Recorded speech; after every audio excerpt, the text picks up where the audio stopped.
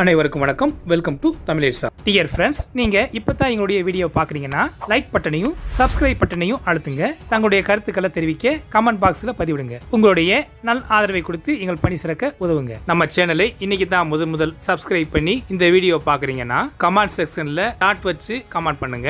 அதே மாதிரி இல்லங்க நீங்க ரெகுலரா போடுற எல்லா வீடியோவும் நாங்க தினந்தோறும் பாக்குறோம் என சொல்லுறவங்களா நீங்க இருந்தீங்கன்னா கமெண்ட் பாக்ஸ்ல ஹாய் போடுங்க.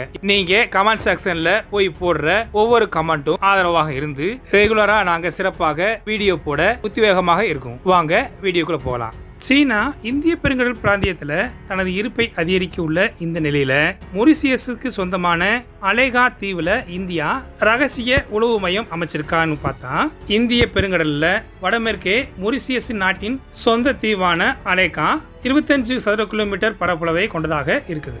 இதுல 350 மக்கள் தென்னை வளர்த்தல், மீன்பிடித்தல் போன்ற தொழில்களை செஞ்சுக்கிட்டு வாழ்ந்துட்டு வராங்க.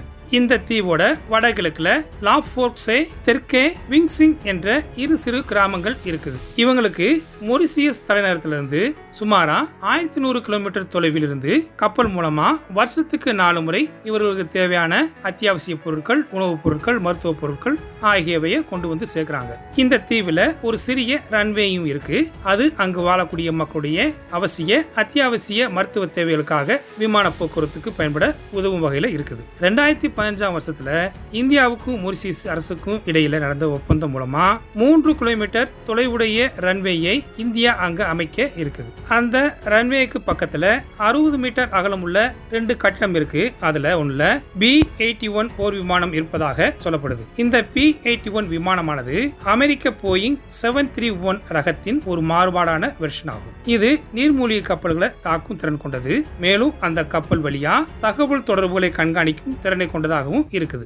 இந்திய பெருங்கடல் பிராந்தியத்துல இந்தியா தன்னுடைய செல்வாக்க அதிகரிக்க தகவல் தொடர்புகளை தன் கட்டுப்பாட்டில் வைக்கிறதுக்காகவும் அந்த பகுதியில சீனாவுடைய ஆதிக்கத்தை கட்டுப்படுத்துறதுக்கும் இந்தியா இங்க வந்து அங்க மொரிசியஸ் அரசுக்கு உதவுது என ஆஸ்திரேலிய பல்கலைக்கழகத்துடைய PhD ஆய்வாளர் சாமுவேல் பேஸ்ஃபீல்ட் கூறியிருக்காரு. இது பற்றி இந்தியா எந்த விதமான பதிலையும் இதுவரைக்கும் சொல்லல.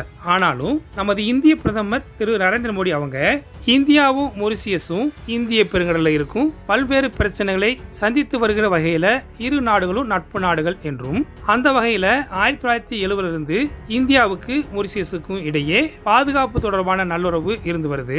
அதோட நீட்சி தான் இது என பார்க்க வேண்டும் என கூறியிருக்கார். ஆனாலும் அந்த தீவில் வசிக்கக்கூடிய மக்கள் 3 கிலோமீட்டர் தொலைவுடைய ஒரு ரன்வேயை விரிவுபடுத்துவதாலும் புதிய துறைமுக பகுதியில கட்டுமானங்கள் அதிகமாகுது. இந்த தீவுல இந்திய ராணுவ தளத்தை அமைச்சு எங்களை எல்லோரையும் இந்த தீவை விட்டு வெளியேற்றி விடுவார்கள் என்று அவங்க அஞ்சுறாங்க. மேலும் அவங்க என்ன சொல்றாங்கன்னா, எங்க முன்னோர்கள் சாகோஸ் தீவுல வாழ்ந்து வந்ததாகவும், அப்ப அந்த தீவு பிரிட்டிஷ் அரசு கட்டுப்பாட்டில் இருந்தது என்றும், அங்க அமெரிக்கா ஆரம்பத்துல தகவல் தொடர்பு மையம் அமைப்பதாக உள்ளே வந்து கொஞ்சம் கொஞ்சமா முன்னேறி பிறகு அங்க ராணுவ தளத்தையே அமைச்சிட்டாங்க. அங்க இருந்த என்னுடைய முன்னோர்கள் இங்க அகேலா தீவுக்கு வந்து வாழ்றோம். இங்கேயும் இந்தியா விரைவா ராணுவ தளத்தை அமைச்சு எங்களை வெளியேற்ற சொல்லும் என அந்த தீவில் வாழும் மக்கள் அஞ்சுவதால மொரிசியஸ் அரசாங்கத்துடைய செய்தி தொடர்பாளர் அங்க வாழக்கூடிய மக்களை வெளியேற சொல்ல மாட்டோம், ஆனாலும் துறைமுகம் மற்றும் ரன்வே பகுதிகளுக்கு செல்ல மட்டும் தடை இருக்குது. ஆனாலும் இந்த தீவின் முழு கட்டுப்பாடும் தேசிய காவல் துறைப்படையிடமே இருக்குது. இங்க ராணுவ தளம் அமைக்கப்படாது. இந்தியாவின் செலவுல புதிய கட்டுமானங்கள், நிர்வாகம் மற்றும் செயல்பாடு ஆகியவற்றிற்காக இந்தியா உதவி செய்யும். மேலும் இந்த பகுதியில கடல் கொள்ளை, போதைப் பொருட்கள் கடத்தல் மற்றும் ஒழுங்குபடுத்தப்படாத மீன்பிடித்தல் ஆகியவற்றை கட்டுப்படுத்துவதற்காகவும் இந்த நடவடிக்கை எடுக்கப்பட்டுள்ளதாக மொரிசியஸின் அரசாங்க செய்தி தொடர்பாளர் தெரிவிச்சிருக்கார். நீண்டகால தேவையை பூர்த்தி செய்ய இந்தியன் ஏர்ஃபோர்ஸ் 90 ரஃபேல்களை கூடுதலாக வாங்க முடிவு செய்கிறது.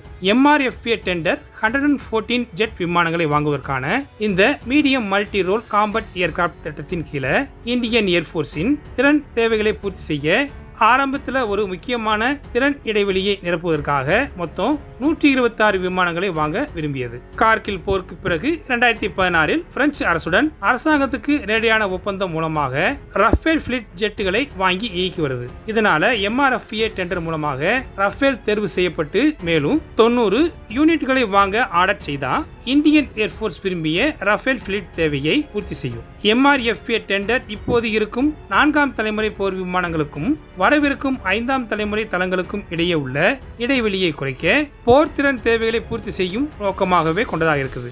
MRFA டெண்டர் மூலமாக கூடுதலாக 96 ரஃபேல் போர் விமானங்களுக்கான ஒப்பந்தத்திற்கு கணிசமான முதலீடுகள் தேவை.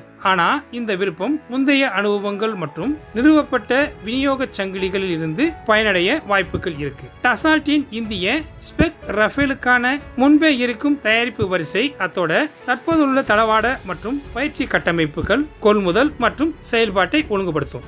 MRFA டெண்டர் போயிங் F-15EX மற்றும் FA-18 சூப்பர் ஹார்னட், லாக்ஹீட் மார்டினின் F-21 ஷார்ப் கிரிஃப் E மற்றும் ஈரோ ஃபைட்டர் டைஃபூன் உள்ளிட்ட உலகளாவிய போட்டியாளர்களின் போட்டிக்கு மத்தியில இந்தியன் ஏர்போர்ஸ் ரஃபேலின் நிறுவப்பட்ட சாதனை பதிவு அதன் மீதுள்ள நம்பிக்கையில இந்த நிறுவனம் இணைந்து தொடர்ந்து உற்பத்தி செய்வதற்கான சாத்தியக்கூறுகளுடன் இணைந்து இந்த செயல்பாடு பரிச்சயமான ரஃபேலை தேர்ந்தெடுக்க வைக்குது.